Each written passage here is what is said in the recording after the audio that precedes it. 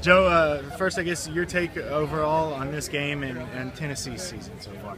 I think Tennessee as a program is completely headed in the correct direction. I think from a recruiting standpoint, from a coaching standpoint, the only problem is that when you play in this conference and when you choose to have Oklahoma as a non-conference opponent, it doesn't always show up in the record, right? So it's a tough matchup.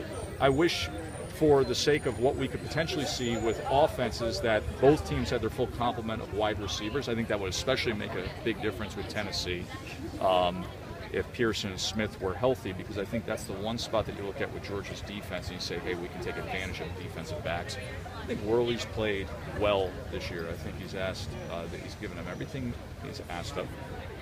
I think that the linebackers are good, but they're young.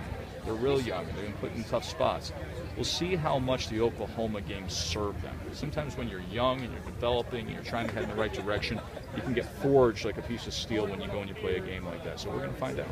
You mentioned the success Justin Worley's had so far this year, but also the offensive line there is giving up 9 sacks. Yeah. Where do you see Georgia's linebackers playing a big role in getting in that backfield and disrupting his rhythm? I think the Georgia front seven has a distinct advantage in this game. Obviously, Tennessee losing their left tackle out for the year and knowing the inexperience they had on the offensive line even coming into the season. So I think that's a clear advantage for Georgia.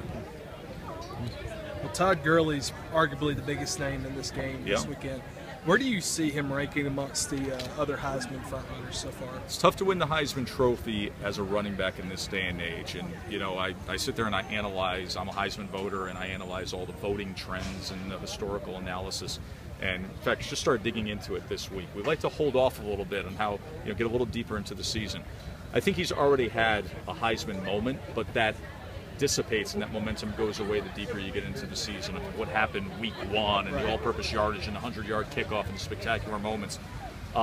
He's going to be there as long as he maintains what he's doing, and if Georgia is in contention and wins the SEC East and is in contention to be a college football playoff team. But there's definitely a formula that we've been funneling towards in recent Heisman history.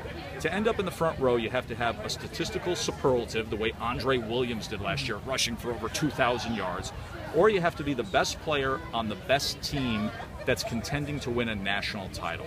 And in this year's Heisman race, early on, we have a couple of those kind of guys. Now, a lot has to shake out, but there's no doubt that he's in the starting gate of the horse race. Okay. So. Another big question tomorrow's game is going to be UGA's secondary. They've shown they can struggle a little bit. What do they have to do in order to contain Marquez North, or can they contain Marquez North? Well, they don't have as many weapons to worry about. We were talking about earlier with Tennessee not being at 100% at wide receiver. I think you can do more of that if the Tennessee running game isn't being as productive as it could be. So it's a very interesting matchup. It's the one spot where I think Tennessee could have an advantage, but we'll see what reveals itself. Do you think this game could serve as a potential barometer for Hudson Mason's performance, or how do you see Hudson Mason making an impact in this game? I think at some point Hudson Mason's going to have to do a lot more than what he's done for Georgia to win a championship. I think Georgia, their identity. You know exactly what they are. I think if he gets into a rhythm, if he's used the right way. I had the chance this spring to come down here and spend a day with him, and I really liked his mental approach and where he is and how much he's put into having this 1 year. At some point, and listen, we had the 1st and goal at South Carolina. We all know what happened there. But at some point, to win a championship, especially in this league, your quarterback has to be more than what he's been so far. Tomorrow could be that time. So you don't think a healthy Georgia backfield could carry the team even with... Yeah, it can, but there are certain games where you're just going to need more than that, right? There are certain moments where you're just going to need more than that. It happens even with the best running teams.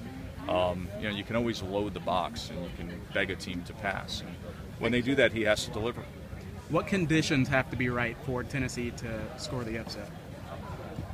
It's SEC football. It's Saturday down south.